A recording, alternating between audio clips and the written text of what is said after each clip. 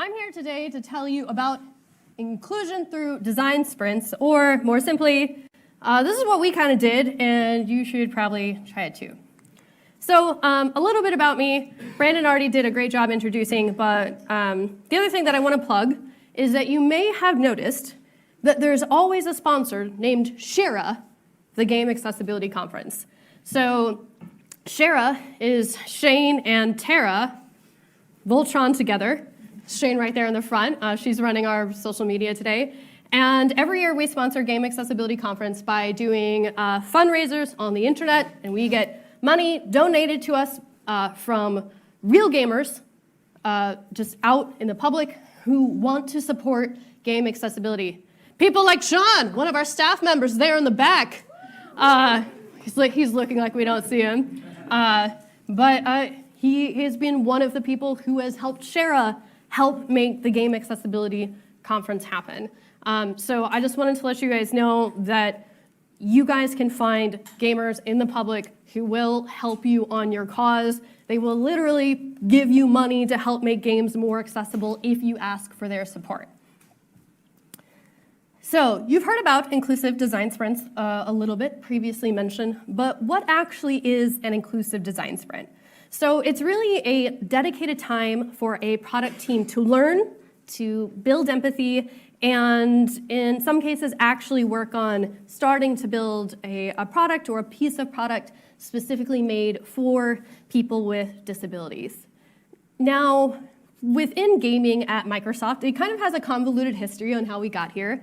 So there's an inclusive design team that's in Microsoft, they're part of Windows, and that's kind of where the inclusive design sprint originated. There's a whole inclusive design toolkit that they have built and formed that is available to use.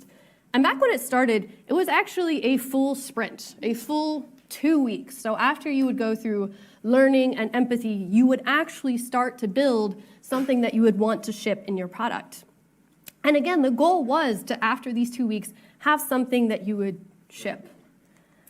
Going to bring it to gaming, it was kind of interesting. So back when I started, Xbox was actually still part of Windows. And so we were able to basically take these Windows resources, because we were in the same org, and get inclusive design sprints run by this inclusive design team. But one of the things that had started to happen, and was even happening before I was part of Xbox, was that that's a long time to take a game studio offline to work on a piece of your product if you've already started development and you stop specifically to work on something else. And because of that, they were kind of gradually shortened over time. And then additionally, the group sessions that were happening were adjusted based on feedback from the studios or other facilitators. Honestly, when we ran the one for Mixer about 2 years ago, we just kind of started changing stuff in the second day because how it was built was not suited to work with our team because we're a service, and even more as games as a service, we needed something to change, and so even we started updating it. And so now sort of the inclusive design process that we've been kind of trying out with studios is actually about just under 2 days. But even though it's been massively shortened, it still has the same 4 goals as the original inclusive design sprint.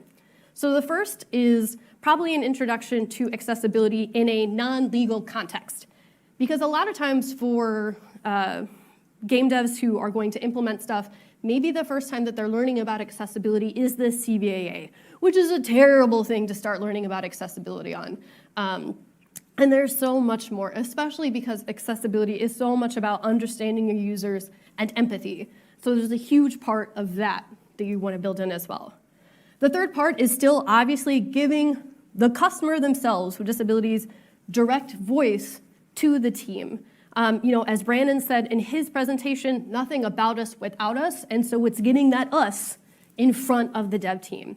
And then finally, giving the devs a safe space where they can create these ideas where they go forward.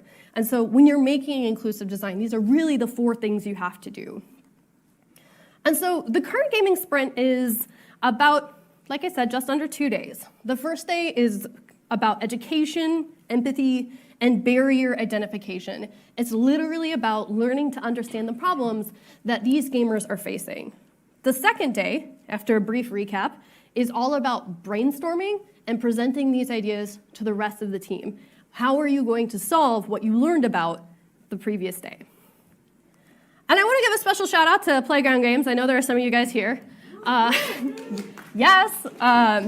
So as I said, this has been something that's been adjusted for a long time. But I also mentioned that this used to be run by the inclusive design team. Well, we're not part of Windows anymore, so we had to kick it off ourselves. And so kind of me, Sean, and Melissa, they're back there. We're like, we can figure something out. And we tried our best, but basically it meant that Playground had to be the ones that we tested everything out on to see if it worked. You guys were great. Thanks for putting up with us. And now, the user research team at Xbox, and they're going to be going forward and doing more. But again, I want to say shout out because I had no idea what I was doing, but you guys seem to like it anyway. So if you guys were going to run through one, you probably want to know a little bit more about what we do in the day-to-day. And like I said earlier, it really starts with the Microsoft Design Toolkit for inclusive design. The inclusive design sprint is still deeply built off of these ideas. You can actually access all of the Microsoft Design Toolkit online. A lot of the things I have here are actually slides that you can get or videos you can download. You can do that at microsoft.com/design/inclusive. But it's really about teaching the three main pillars of inclusive design. So the first one is recognizing exclusion, realizing when people aren't able to be a part of the community and joining your product. Learning from diversity. When you talk to more people who are not like yourselves or people who have different abilities, you're going to learn from them. And then the final part of solving for one and extending to many. So by solving for one very particular use case, you will solve for a whole bunch of other use cases. So when we're trying to explain inclusive design to devs, we kind of start off with the beginning of, number one, explaining the numbers. I'm not going to tell all you guys here because I'm sure someone else in another presentation will. Talking about the number of gamers with disabilities, how important it is. Talking about literally the definition of disability, because we believe in using the World Health Organization's definition of disability, that a person becomes disabled when they hit a conflict with their environment. Actually, one of my favorite things to do in that scene is, have any of you guys ever watched Drunk History? Yes, okay, Drunk History is amazing. There is a really great episode on the signing of the ADA in America that has Zach Anner in it. So I totally recommend that, but that's my excuse for plugging Zach Anner. So be like, look, here's Zach in front of a staircase. What's the disability? Go watch Drunk History because it's great.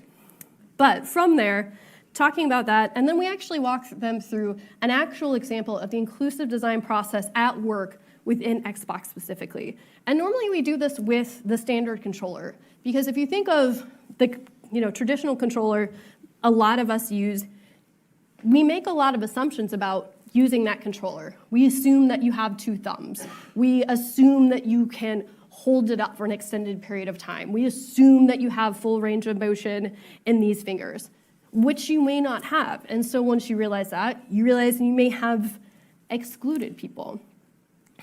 And that's when we take that step into learning from diversity. So in this example of talking more about our controller, if we were to learn from diversity, talking with Able Gamers, the Cerebral Palsy Foundation, Special Effect, Craig Hospital, and Warfighter Engaged, you can realize a lot of people with a diverse set of needs are doing a lot of things to basically circumvent the standard controller.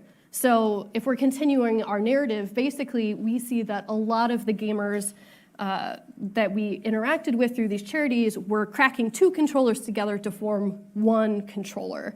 They did it in massively different ways, but that was one thing we saw very specifically. We then continue to the last point, solving for one and extending to many. So again, it's a very specific example. If I solve for this one case, I will find other things that end up being solved along with it. So in the example that we've been talking about, our controller, the result would be Copilot. So Copilot is a way that you can take two controllers and have them come in as one input. So now, for all of those gamers that were cracking 2 controllers together to wire them so they could play, they have their issue solved. They don't need to do that now because they can use Copilot. Additionally, if I'm playing games with my 10-year-old cousin who's like maybe terrible at steering and Forza, but great at gas and brake, we can also use Copilot together. So it's solving for that particular example extended to another example. We also then go and try to show other resources from the toolkit. One of the things that we like to do is learning from an expert videos. I can get up here and talk about what people need or their experiences, or I could let them have their own voice. And so as part of the Microsoft Inclusive Design Toolkit, we have a bunch of people who are telling their own stories, their own challenges that they're interacting with day to day, and you're able to go and watch them explain their life. So the one that I end up using is from Antoine. He is a deaf dance instructor. And it's just the one that I happen to like. There are others on there, so if you wanted to run your own inclusive design sprint, you can select any of these videos. So that's kind of how day one starts off. Like, we dump a bunch of information on you right at the beginning and kind of get you primed. And then that gets you ready for the meat of the day, which is the larger empathy building session. So basically, you have your group that you're going to have in your inclusive design sprint, and you divide them into 4 teams. You're also going to have 4 subject matter experts, or SMEs, as I tend to abbreviate. You'll have basically a 35 or 40-minute session with one SME, and then you'll rotate to the next one. You'll break for lunch, and then you'll do the other 2. Before we send the developers off, we tend to give them some guidance on these are questions you should ask, people first questions, but also telling them what to listen for, which is what's the most important. What adaptations are you seeing? What frustrations are you seeing? What are you seeing in terms of solutions? What works well? What do they like? What do they don't like? Why do they like or not like that? And after we do that, it's kind of a bunch of time where you are getting a lot of information coming in. And after that, it's time to take everything that you've absorbed and kick it back out. So we actually go into a note-taking exercise. So after you've talked to all the subject matter experts, you go back with your group, and you are going to need so many sticky notes throughout this entire process. Like, I cannot stress the amount of sticky notes. We have maybe personally decimated the rainforest. I don't know, so many sticky notes. But you will go and have everyone in their group write down the main things that stood out to them. And then after that, the group, because you will make a whole bunch, because each person will probably make like 5 to 15, depending on how much they want to write, you will have everyone in the group kind of go over. You'll see themes or similarities, one thing that a bunch of people picked up on, and your group will then decide 5 to 7 that they want to share with the whole team. So you take those notes, share your 5 to 7. Now, after you've shared these 5 to 7 things that you've identified within your group to the team, you will notice, again, themes are starting to emerge within the entire team together. And what you're going to want to do is take those themes and literally take your sticky notes and start sticking them on the wall and grouping them in themes. So an example of a theme might be you could hear people talk about, so for example, in Mixer, we had an example where we had a streamer who played games with his face. And so if he wanted to talk to chat, he would have to stop playing the game so that he could talk to chat, because he used his mouth to play games, couldn't do both. Another participant that we had, he was deaf and did not like to speak on stream. And so if he wanted to interact with chat, he would also have to stop playing to interact with chat. And so you've kind of identified this theme of having to stop gameplay for communication. It could be based around control types. It could be based around multiplayer themes. You guys will kind of figure out in your own title what's working best, but you guys will notice there will be things that stick out about your product that the people are identifying. And really, that's it for the first day, because although I know I mostly talked about sticky notes, you will be fried. It is a lot. Depending on how your group goes, it can actually be very emotional. I have been in an inclusive design sprint in which people started crying afterwards. It's not uncommon. It can be a lot, especially if you realize that you were the one that made a choice that later resulted in one of these gamers coming in saying, I can't play because of this. And basically, the friction was just like, oh shit, I was the one that said we should do X. And then kind of going through that struggle of like, okay, how do I get better as I go forward? Then you move on to the second day. And you're honestly just gonna want to start with a recap. Like I said, you're going to be identifying things as a group, you're gonna have ideas, and you want to ask the group, what was surprising, what was challenging, what was interesting, and kind of get everyone's brains going back again at the beginning of the day. Now, this is an area that actually I was talking with Melissa that we'd like to get better at going forward, is that they are inclusive design sprints, they're not accessibility sprints, and so it's taking the idea of expanding it from accessibility to inclusion. So accessibility really covers motor impairments, sensory impairments, neurotypicality, but there are other ways that someone could be unintentionally excluded from enjoying your product, such as their socioeconomic status, their gender identity, their race and culture. And so we really challenge everyone to also think about these when working on inclusion. So something else that the inclusive design team has made that I have also then since stolen, like most of my work, is this idea of this chart. So on one side, you would have all of your pillars of whatever you want your product to be and what matters to you about your product and what you want to hit. Across the top are the areas that we just talked about: motor, sensory, neuro, economic status, gender identity, and race and culture. The idea is that when working with your product, you can fill this out and then identify areas that you may need to improve. So for example, this is a really old one that I filled out for Mixer a long time ago.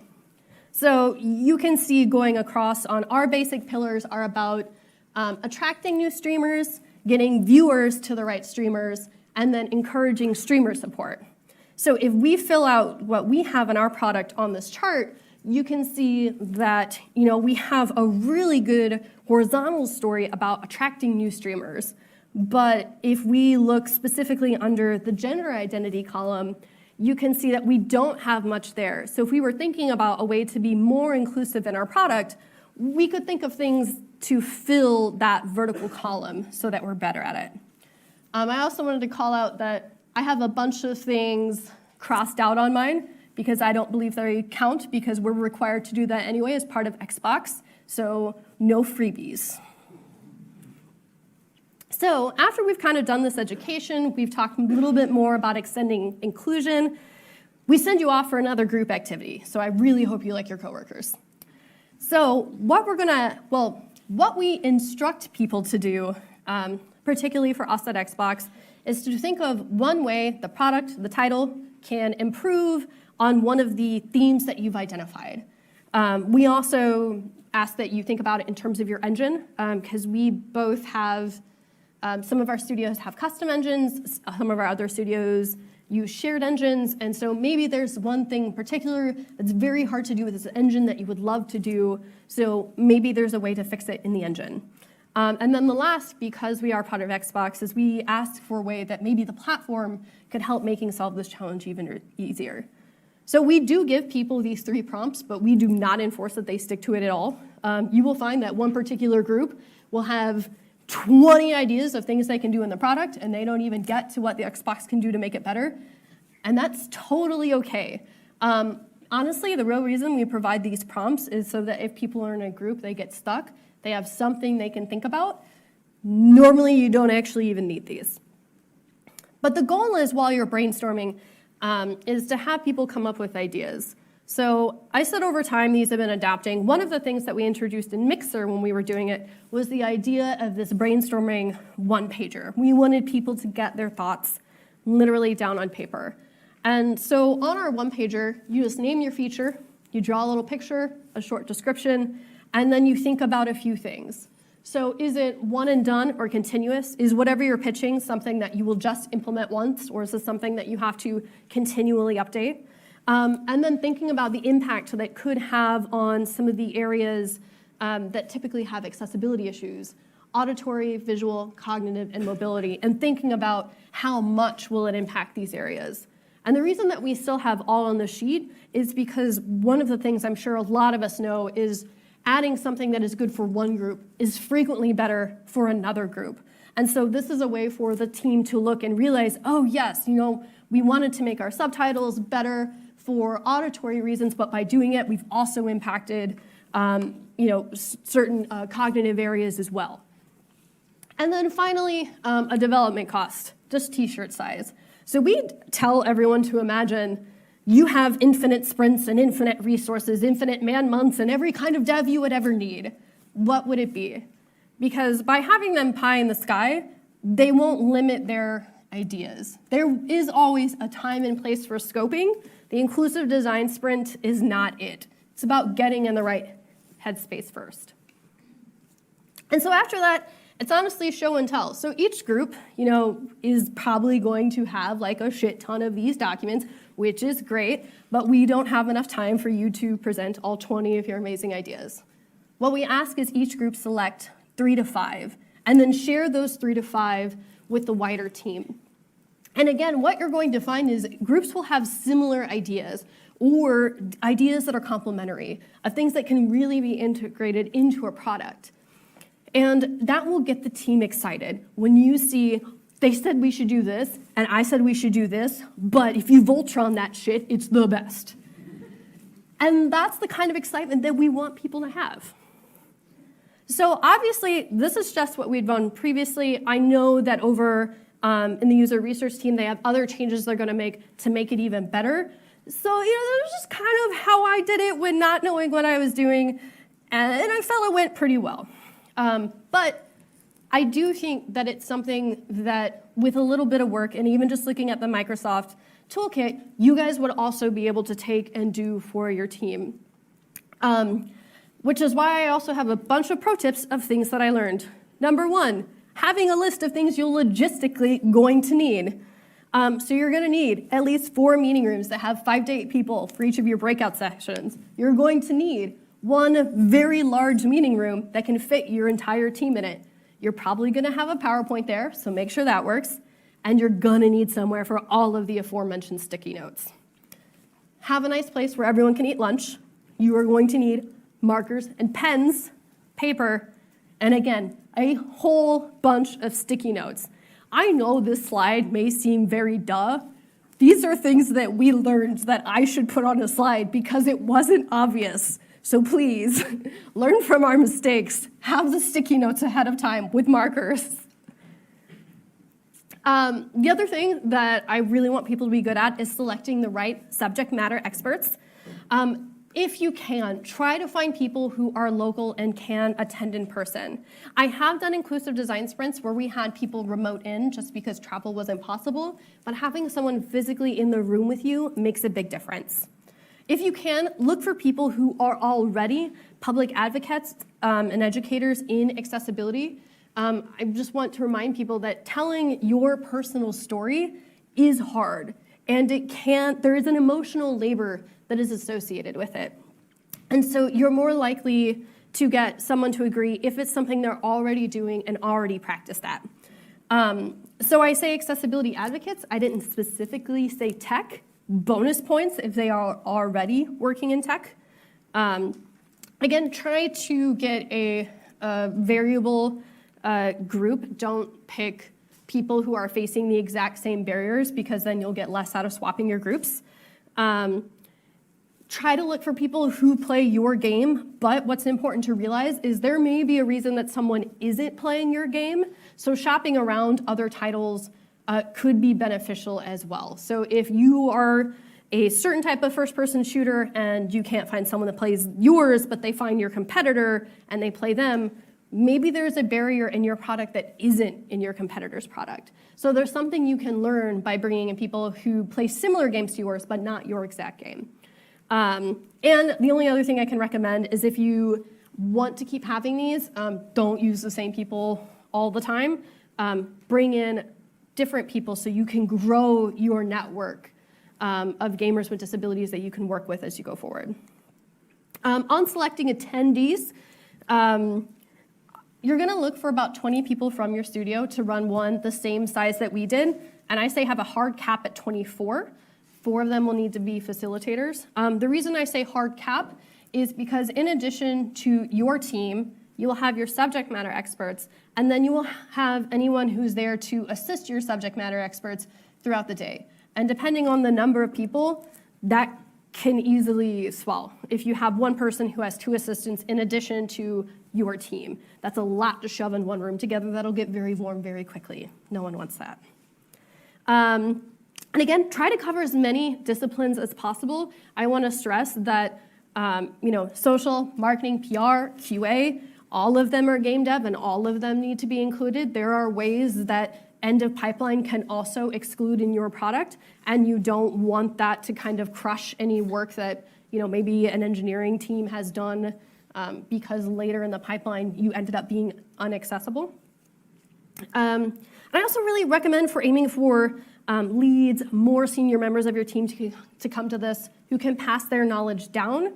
Having lots of knowledge at the bottom is also great, but without top-down support, it may not go anywhere. And so you have to have people who, when they learn this, can instill it and also be held accountable for if nothing comes out of the inclusive design sprint for their team.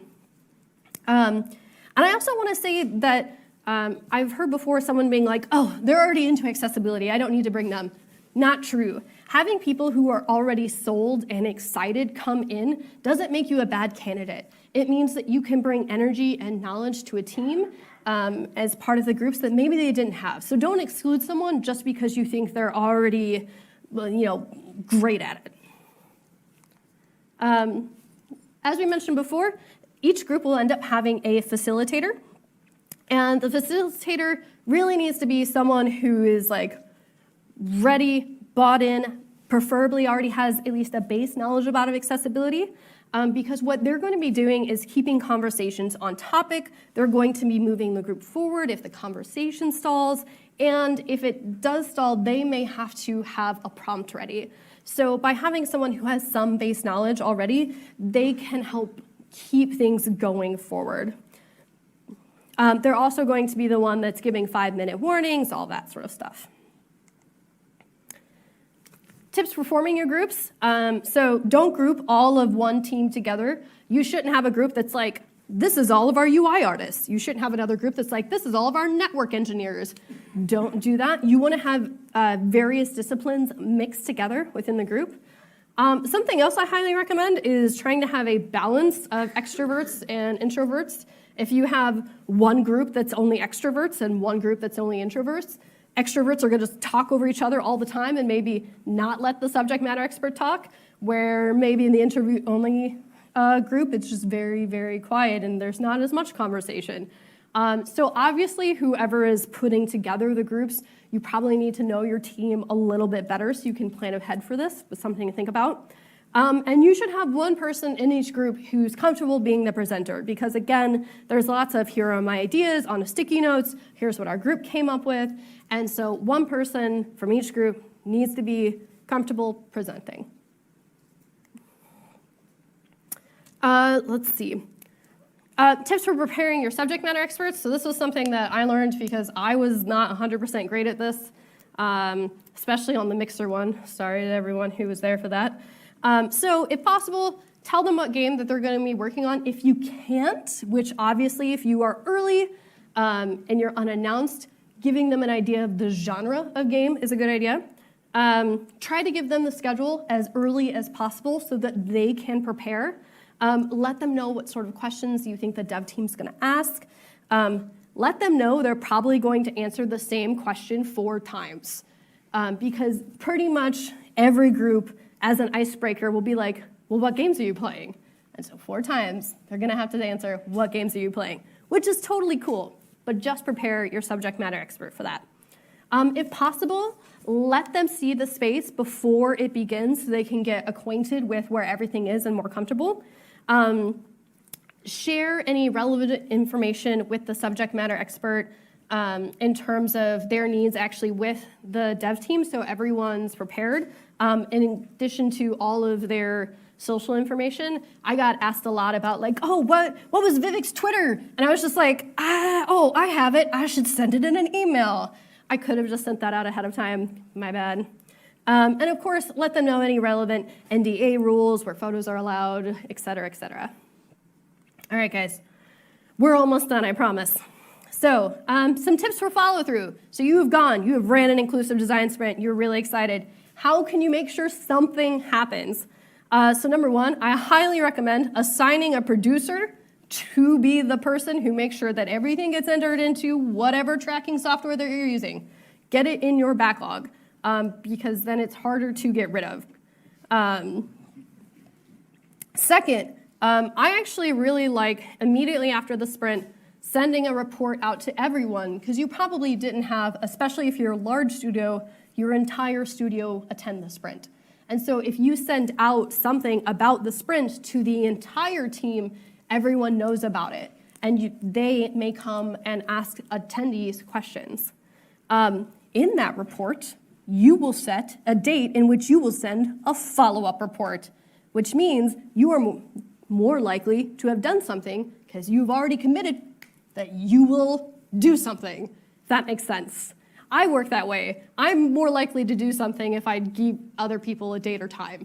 If I just say, yeah, I do that, no, I'm going to do it last second when Ian emails me and asks me why I didn't send anything to the captioners before I got here. That's a real example. The other thing I highly recommend is creating workflows that will facilitate preventing some of the unintentional exclusion that you saw. So for example, if you're working and you realize, oh, we did this, but if we just did Y instead, that wouldn't have happened. You can create a workflow that will prevent that from happening. So for example, not part of an inclusive design sprint, but when Shane and I worked at Turtle Rock, we realized that by having our VFX artist do a certain check on her VFX, she would realize that something was going to be inaccessible in terms of color blindness before she built it. And so we introduced that check into our workflow. And that was just something that we identified we could easily work around. We just needed a process to catch it before it went too far. And then if you can, send out as much resources to your team at the end so they can continue to learn. Now, when should you be having your inclusive design sprint? Honestly, the earlier is the better. If you can have it in pre-pro, great. I would love to have everyone, when they're in the idea phase of a new title, their next game, whatever, to have an inclusive design sprint. But I also realize that people in this room have probably already started working on their title. And you know what? Better late than never. I will take whatever you will give me, because it'll have an impact. So talking about Forza, one of the things that we learned in the Forza Horizon 4 sprint was one of the gamers was one-handed. And the team had worked very, very hard at Playground to have a one-handed control system that they had at E3 when they were demoing the Lego update. And that was awesome. But they also found out that this gamer couldn't actually use the one-handed control setup that they had made. So it was a great learning moment, even though it was already shipped. But the flip was, it then validated other work they were already doing. They had started working on fully remappable controls and bringing over what was on Windows to the Xbox. And so he basically came and said, if we only had remappable controls, I wouldn't even need this one-handed control scheme I can't use. Well, great, because they were working on it. And now it got validated how important or how useful that work actually was. So even if you've already started, you can still learn or help prioritize future patches. But if you do get to have them early, it's really great. So I have a screenshot from a video that I hope gets released one day. But on screen is Rod Ferguson from Coalition. They did an inclusive design sprint, and he was talking about subtitles. Said, well, our subtitles in particular don't tell you who's talking, they don't tell you what emotion or the context for the line, and there were a bunch of other readability issues with the subtitles. But they had that inclusive design sprint, and they learned and they heard, and they were early enough in the development, they were able to make changes. And the result was the Can I Play It review, in which they got a 6 out of 6, first ever that this website had ever given in terms of deaf friendliness in a game. And this is 100% a direct result of talking to gamers who are hard of hearing or deaf early in the production process as part of the inclusive design sprint. But it wasn't just this that came out of it. So as Zoe says, during our inclusive design sprint, while in pre-production, we saw a lot of light bulbs turn on for our team, including myself. Inclusive design language became a part of our everyday culture, and I can't be more proud of how that manifested in Gears 5. Seeing the reviews and how much being inclusive affects your fans in such a positive way is the best reward. And what that actually meant was they had a huge amount of accessibility info just shared before the product launched, and a massive accessibility list of options in-game, which again, they directly attributed to learning early as part of the inclusive design sprint. And so I just want to challenge all of you guys today that if you're interested in this, that you do some version of it yourself with your team. Do what you can, do what you need with your own resources. Again, the Microsoft Inclusive Design Toolkit is online. Please come take it, use it wherever you are. Any resources that we have that we can share, we try to put online for you guys. And I hope you guys are able to actually get gamers with disabilities in front of your dev team like we did. So, thank you.